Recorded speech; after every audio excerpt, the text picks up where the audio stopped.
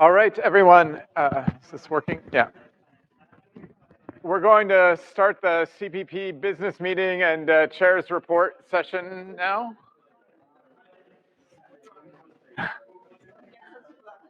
Yeah.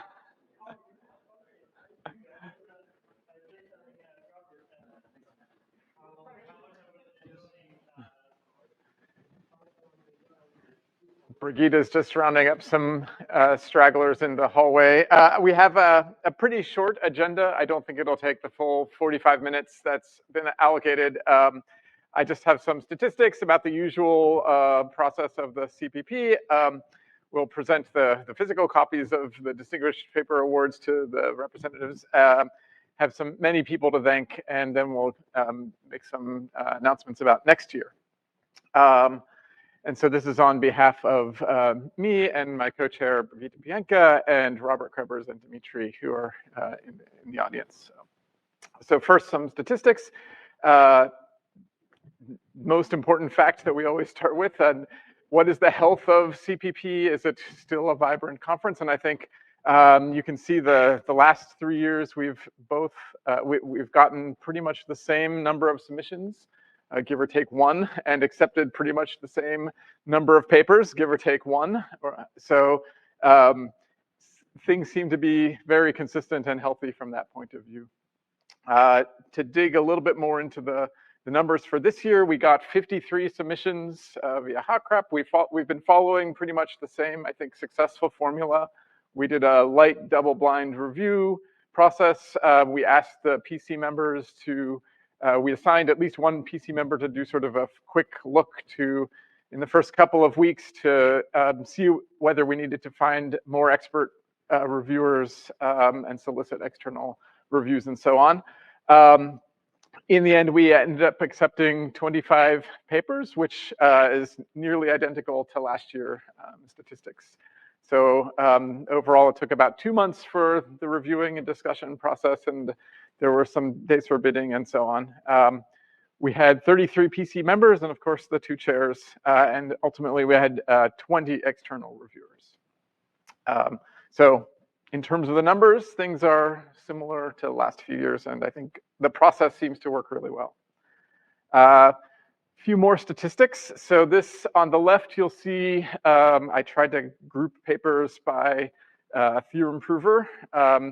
There were options for a few other provers and that showed up. We had a couple of submissions that fell into the other category. And you can see that Cox still had the total largest number of papers submitted, but across the board, it was roughly 50% or so acceptance rate. So we're sort of consistent, independent of the theorem prover, although maybe if you're working in F-star, you have a slight advantage. We accepted 2 out of 2 papers this year. Right, and I think this is actually pretty similar to the last couple of years, although there was, I think, a bit of an uptick in the number of papers about that use lean, which is maybe not surprising. Adam, yes.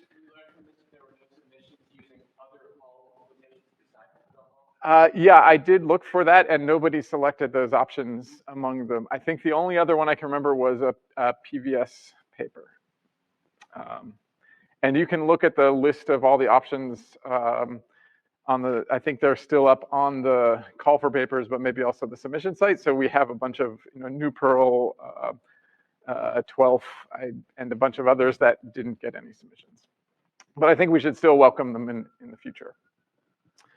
So that's some statistics. Oh, by the way, this is not a talk. If you have questions or have something to interject, please speak out. In terms of the number of registrations, the last couple of years have been a little bit anomalous. We didn't collect data in 2021 because it was 100% virtual. I don't actually know whether the number reported in the 2022 column of this graph includes both virtual and physical participants. This year's 2023 numbers are only the physical registrations, and there were 110 of them. So that's, I think, a pretty healthy sign of the number of attendees.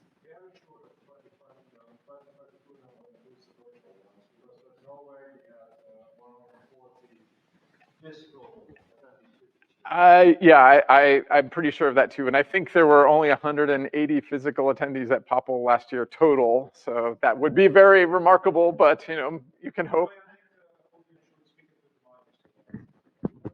Oh yeah, you can you can pass the mic around in case there are comments.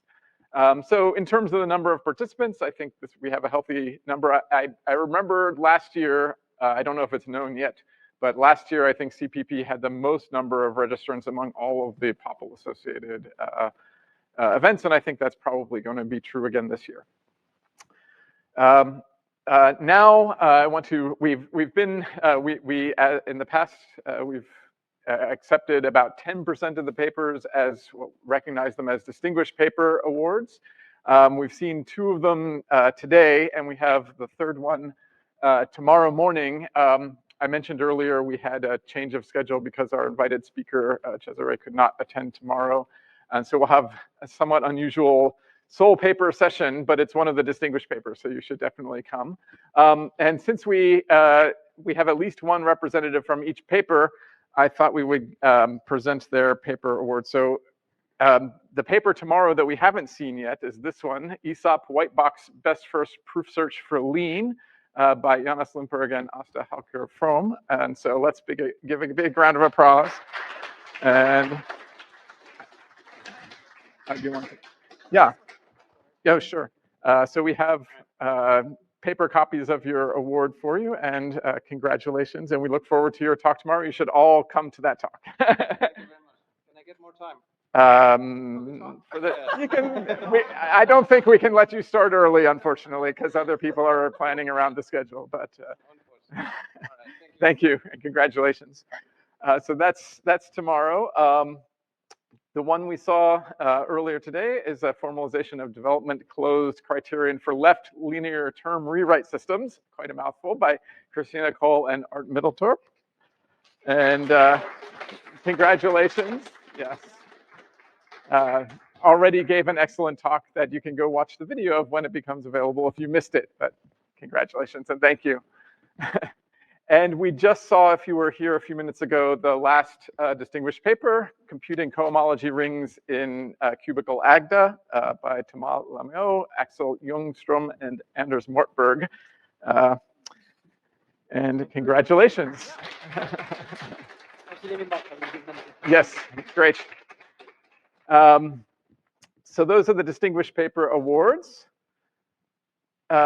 And now I just have many, many people to thank. So in addition to my co-organizers who made this, I think, a very smooth and effective process and helped remind me of many, many details, I want to thank all of the PC members. I'm not going to read all 33 of them out, but if you're here and you're a PC member, maybe stand up and we can thank you.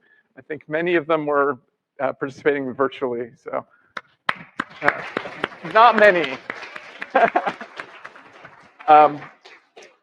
Among all of those, we have recently instituted the policy of finding an amazing reviewer award, which the PC chairs select to basically recognize that it's a lot of work to do reviews, and we really value the input and the time and effort and so on. And this year, the recipient is Anya Petkovic-Kamal, who's not here in person, but I have an award to mail her, and I just emailed her right before this meeting, and she expressed her thanks. And so let's applaud her in absentia.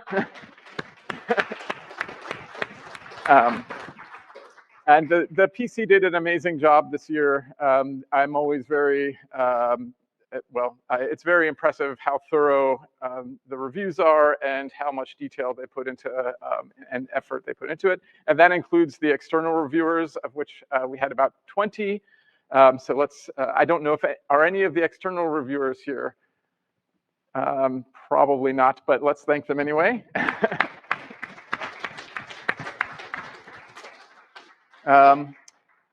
There are many people that make Popple run, and CPP has been co-located with Popple throughout its existence, I believe. And so The folks on the left of the screen are this year's Popple organizers who have planned this whole event, and hopefully you'll be enjoying it throughout the rest of the week. The people on the right are the steering committee for CPP itself. Catalin is probably here at least, and there are others. Adam is in the audience. These people have given us great advice and answered my questions when I asked about how to do things, and maintained great instructions and a history of quality work. So it makes running CPP pretty much a pleasure. So thank you to all the steering committee members and other organizers who are here.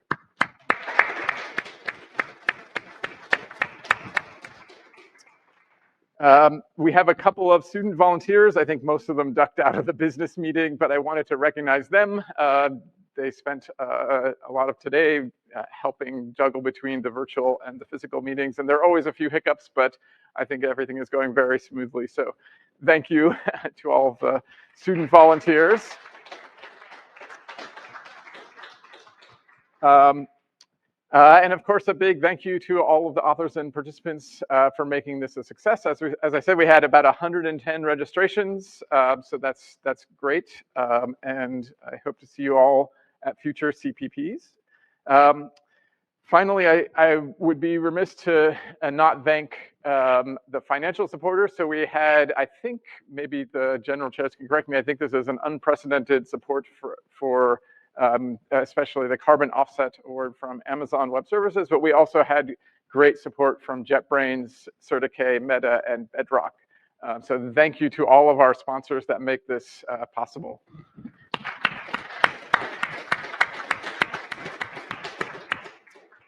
So with, I think that's the last thanks. So the CPP, oh, question, yes. Oh yeah, you can, I think Robbert may be the one to clarify that. Do we know what is made for offsetting, which company is used, and so on? Out of, they donated 10,000, and half of that will go to carbon offsets.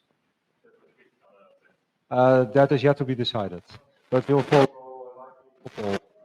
approach that they have used for the carbon offset sponsor of Popple. I think Benjamin Pierce may be involved in advising the Popple organizers about that. So, great.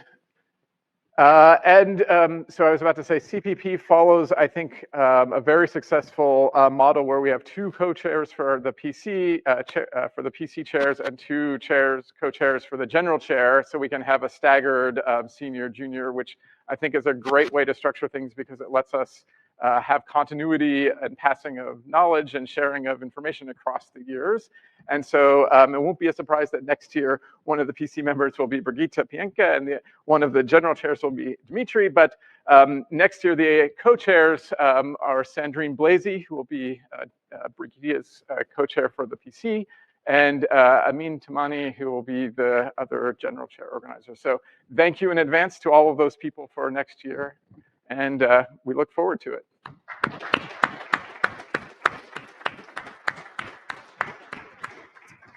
So I think that is actually the entire agenda. So I'm happy to answer any questions or get your feedback about this year's CPP. If you want to ask them not in the public sphere, I'm happy to answer them by email or just catch me in the hall. If you have other questions, about how CPP connects with Popple, it's maybe good to attend their business meeting, which will be on Thursday. But otherwise, I open the floor to comments, questions, discussion. No. Is it known where the next CPP is going to be? No, as far as I know, so CPP always follows Popple, unless they're planning to. It's known, I think. Oh, okay. It may be it will be revealed on Thursday, but I don't personally know at this moment. So, but we always follow Popple. So wherever they are, we will be. Any other comments, questions? Oh, in the back, Robert.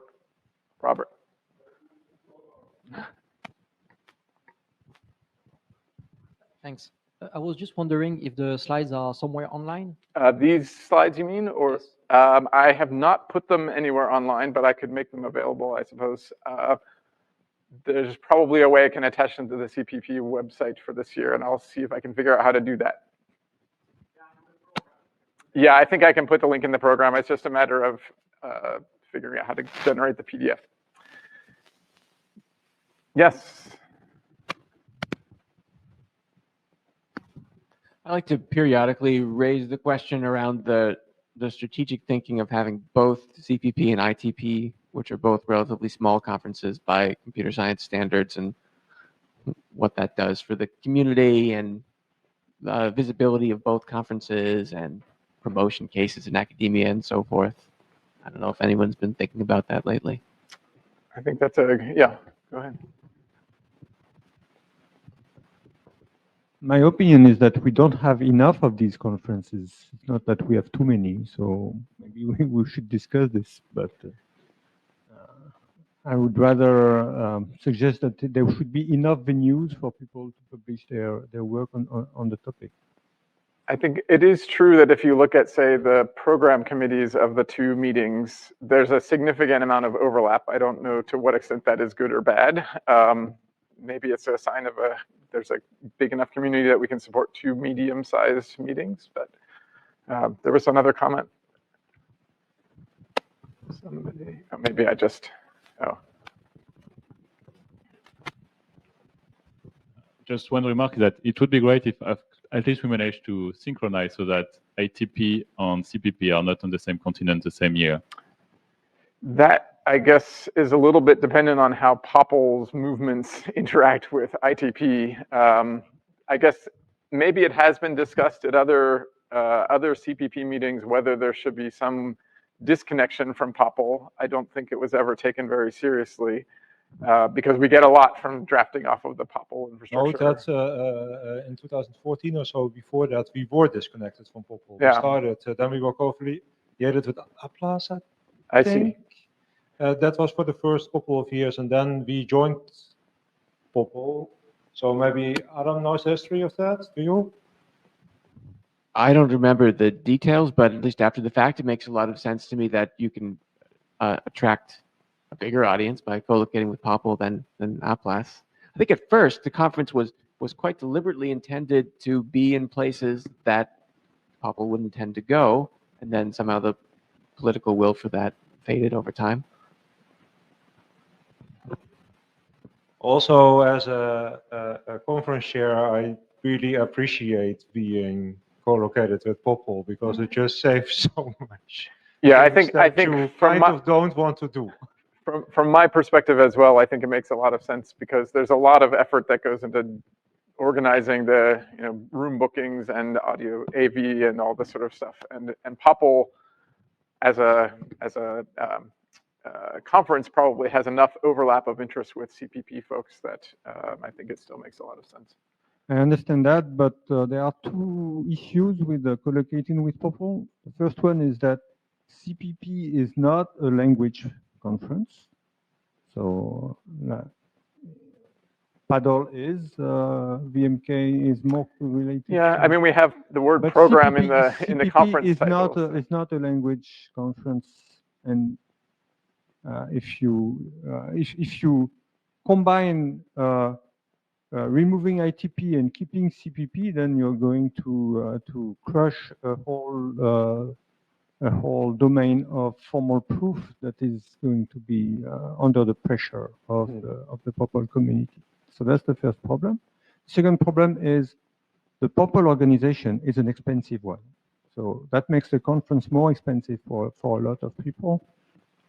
So this is a bit of a difficulty. People don't, well, we already have a good attendance still because thanks to the attractivity of Popple. But some people just won't come because it's too expensive. Yeah, I guess one perspective on that is I think, at least my opinion is we're sort of now in a mode where we have to always have a virtual attendance option, and that's maybe a way to address some of the costs in that way. And I think we should, as a community, we should keep that as an option. And one good way to do that is to have a conference like Popple that can help us provide that. Because I think if we didn't have that, it would be extremely difficult and expensive to set up independently. Also, the costing is also a bit of a subtle one, because now in a way, if you are already attending POPL, then also attending CPP is relatively cheap. But of course, not everybody from the CPP community is a natural POPL attendee, so for them it might be a bit more expensive. But I think if you look at the program, there is more that is not related to PL this year and more related to maths than. Yeah. This is maybe correlated with the uptick in lean, which I think is healthy and good, good for the community. And do note that lean is also quite present at the POPL-ish events, so in that way that fits. Oh, there's.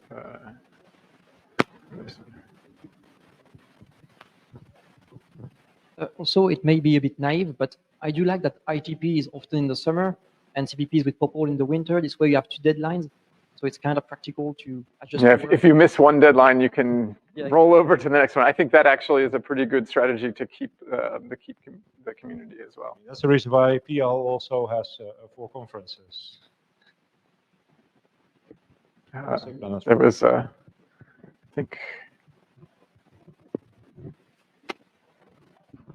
But a lot of conferences are moving to multiple deadlines spread throughout the year now, and there's no fundamental reason that couldn't be true for this area as well. And then you save having to go to multiple physical locations to meet everybody who's affiliated with the different potential sub-conferences.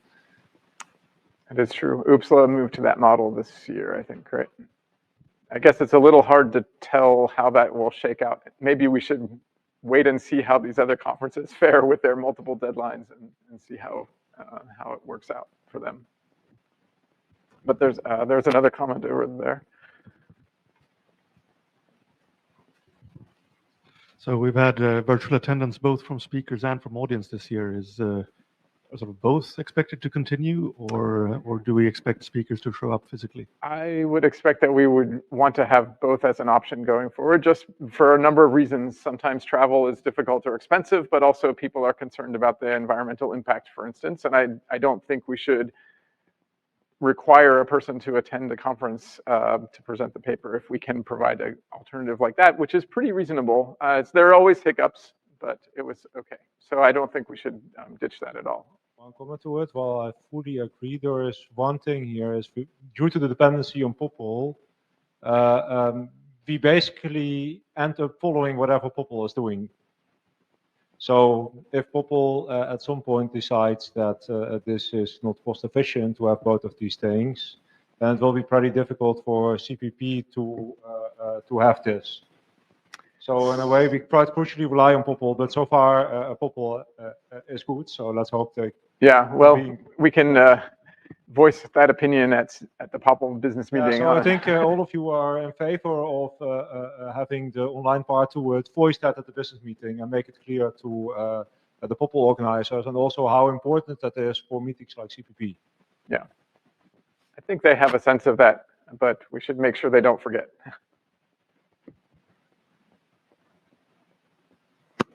Any other comments, questions?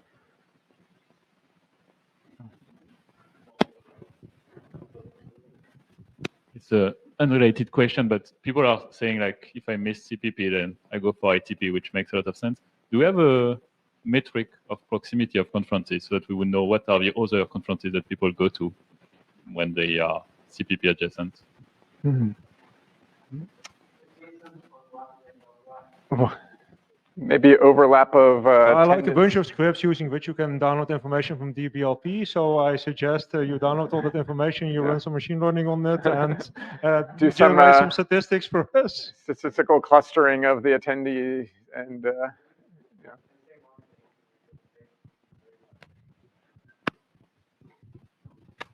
One experiment we did post factum a few years back, two years back, maybe Amin remembers.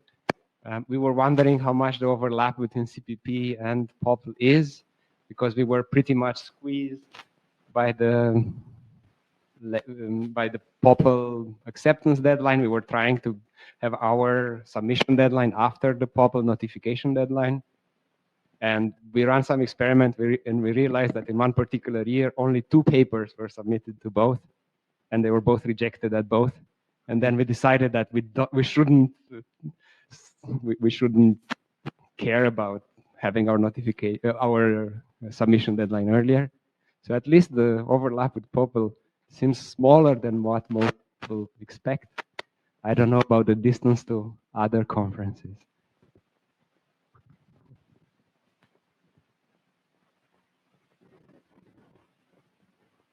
Any more questions?